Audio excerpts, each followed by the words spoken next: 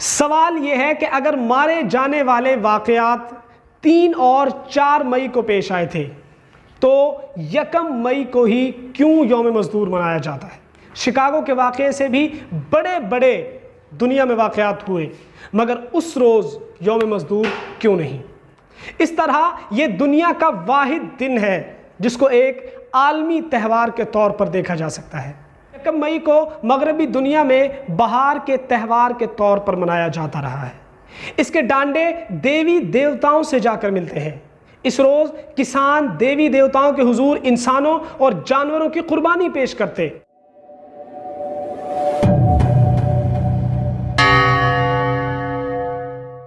नाजरीन, मैं हूं सईद अंजुम और आप देख रहे हैं सौतुल बदर यूट्यूब चैनल। नाजरीन, आज हम 1 मई मजदूर डे या मई डे पर तफसीली गुफ्तगू करेंगे। दोस्तों, इस दिन की तारीख और असल हकीकत तक पहुंचने के लिए हमें तारीख में थोड़ा पीछे जाना पड़ेगा।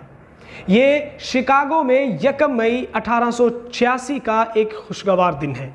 बर्फ़ पिघल चुकी है और हर सू बहार की खूबसूरती छाई हुई है। यह कोई आम दिन नहीं है। कदीम दौर से ही इस दिन को यौम बहार के तौर पर मनाया जाता है। इस दिन की अपनी एक तारीख है जिस पर इंसाइक्लोपीडियाज़ के सफ़े दर सफ़े भरे हुए हैं, मगर आज का दिन शिकागो की आबादी के लिए एक और तरह से भी अलग है। यहाँ पर बाएं बाजू की मजदूर तंजीमों ने हड़ताल की काल दी हुई है।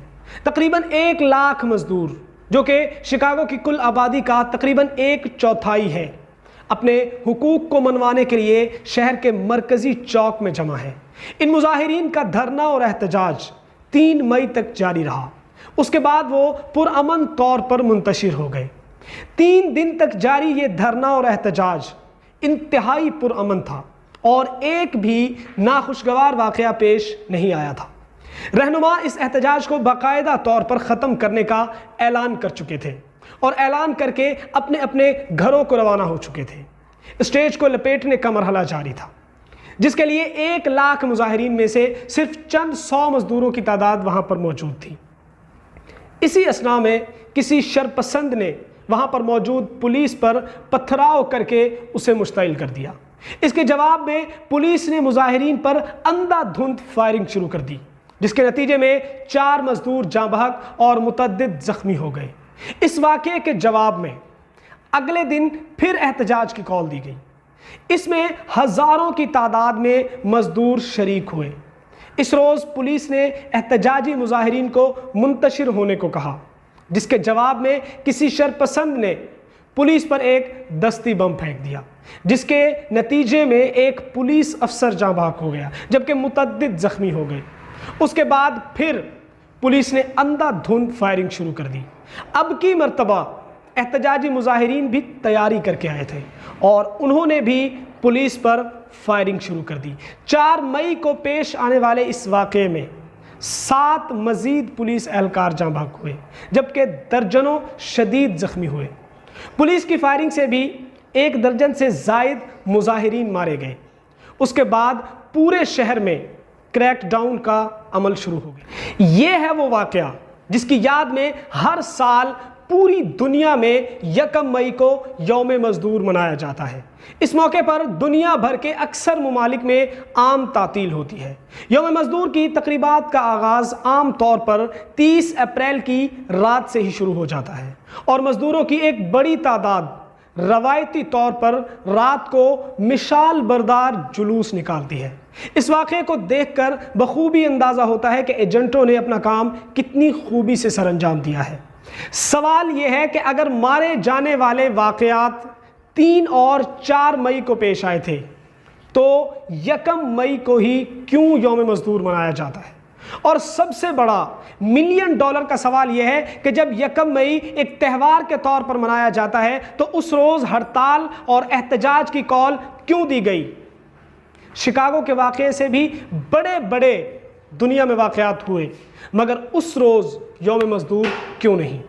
खुद रूस में 22 जनवरी 1905 को खूनी तरीन वाक़या पेश आया था, जिसमें ज़ार की फ़ौज ने सैकड़ों मासूम मुजाहिरीन और उनके अहल खाना को अंधाधुंध फायरिंग करके मौत की नींद सुला दिया था। तो 22 जनवरी को यौम मजदूर क्यों नहीं।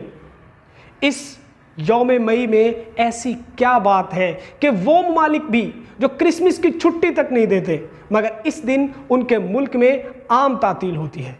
अगर सारे ममालिक की तातीलात का जायज़ा लिया जाए तो पता चलता है कि 99% दुनिया में इस रोज़ आम तातील होती है। इस तरह ये दुनिया का वाहिद दिन है जिसको एक आलमी त्यौहार के तौर पर देखा जा सकता है। इस सवाल का जवाब इतना आसान नहीं है। आइए तारीख में थोड़ा सा पीछे चलते हैं। जैसा कि मैंने शुरू में ही अर्ज़ किया कि 1 मई को मगरबी दुनिया में बहार के त्यौहार के तौर पर मनाया जाता रहा है। इसके डांडे देवी देवताओं से जाकर मिलते हैं। इस रोज़ किसान देवी देवताओं के हुजूर इंसानों और जानवरों की कुर्बानी पेश करते और उनके हुजूर गिड़गिड़ा कर अच्छी फसल की दुआ करते थे। ये 1 मई 1776 का दिन है जब जर्मनी की कदीम बावेरियन सल्तनत में प्रोफेसर एडम विशॉट ने खुफिया सोसाइटी इल्यूमिनाटी की बुनियाद डाली। उसने इस दिन को ख़ास तौर से चुना था क्योंकि ये दिन शैतान को ख़ास तौर से पसंद है, क्योंकि इस रोज़ उसके हुजूर ख़ास कुर्बानी पेश की जाती है और बड़े पैमाने पर उसकी इबादत का एहतमाम होता है। 1 मई ड्रॉइडिक विचिस कैलेंडर में मुक़द्दस तरीन दिन है, जबकि इल्यूमिनाटी कैलेंडर में इसका नंबर दूसरा है। मगर दूसरे नंबर पर होने के बावजूद इसकी अहमियत कम नहीं है। ये बिल्कुल इसी तरह है कि मुसलमानों के यहाँ ईद उल फितर का नंबर दूसरा है, मगर ये मनाई इतने ही जोशो खरोश से जाती है जिस तरह के ईद उल अज़हा। शैतान के मानने वाले ये तकरीबात 2 रोज़ा मनाते हैं। उनका त्यौहार 30 अप्रैल की रात से ही शुरू हो जाता है। इसको वो वॉलपर्गिस नाइट का नाम देते हैं।